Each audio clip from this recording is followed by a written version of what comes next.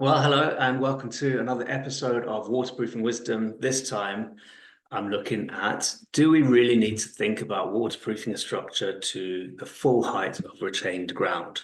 So this is a project that we've just been looking at, and it's in London and has typical London geology with some London clay that doesn't really let water through, and that's leading to some perched water.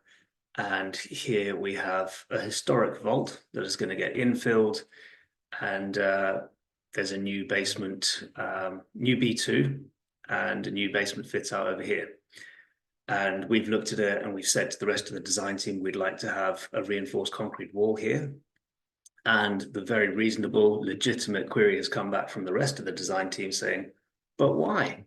The waterproofing, the water is down here with perched water.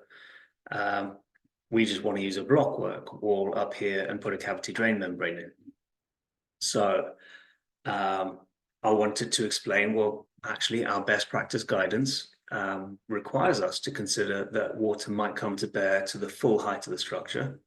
And if that was to happen, then that retained water in this area would push over the proposed blockwork. Hence, we've requested a reinforced concrete there. So let me try and explain a little bit more.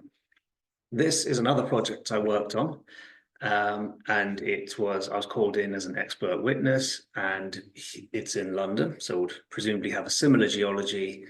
And the vault in that scenario was outside of the scope of the refurbishment contract, and here is a blockwork wall.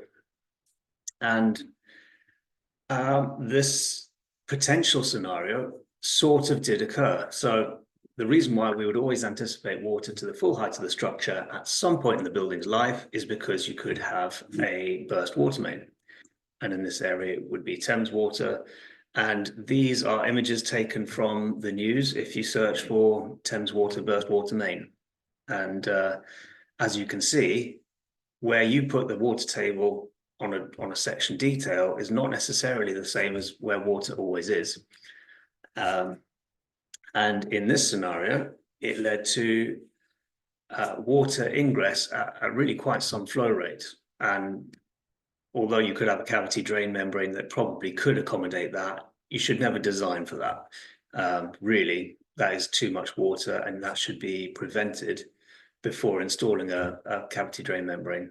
So in the section detail I showed a moment ago, the vault is to the left.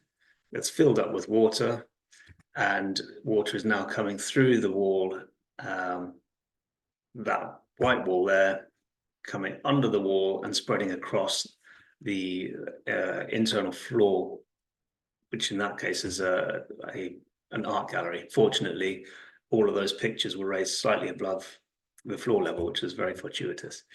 So that is why we always anticipate water coming to bear to the full height of the structure at some point in the building's life. My name is Ben Hickman. I'm the technical director of CLW. If you ever want to talk about waterproofing, do get in touch. Thank you.